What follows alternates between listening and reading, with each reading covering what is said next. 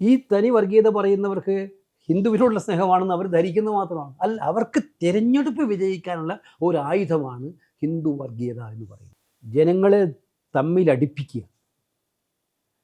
ഹിന്ദുവിൻ്റെ മനസ്സിനകത്തേക്ക് മുസൽമാനെതിരായിട്ടുള്ള ദ്വേഷ ചിന്തകൾ മാത്രം കുത്തിച്ചെലുത്തുക. ക്രൈസ്തവരുടെ ഇടയിലേക്ക് അത് ചെത്തിച്ചെലുത്തുക.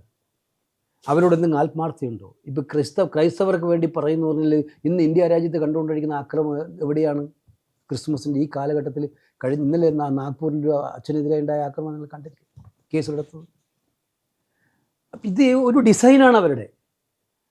സാധാരണഗതിയിൽ ഇലക്ഷൻ നടത്തിയാൽ അവർക്ക് ജയിക്കാൻ പറ്റില്ല. എത്ര പറയും, നിങ്ങൾ രാജസ്ഥാനിലെ പ്രൈം മിനിസ്റ്റർ പ്രസംഗം കേട്ടില്ലേ? ഞാൻ കഴിഞ്ഞ ദിവസം പാർലമെൻറ്റിൽ പ്രസംഗിച്ചു.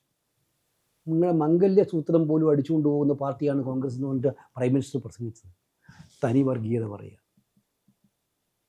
ഈ തനി വർഗീയത പറയുന്നവർക്ക് ഹിന്ദുവിനോടുള്ള സ്നേഹമാണെന്ന് അവർ ധരിക്കുന്നത് മാത്രമാണ്. അല്ല, അവർക്ക് തിരഞ്ഞെടുപ്പ് വിജയിക്കാനുള്ള ഒരു ആയുധമാണ് ഹിന്ദു വർഗീയത എന്ന് പറയുന്നത്.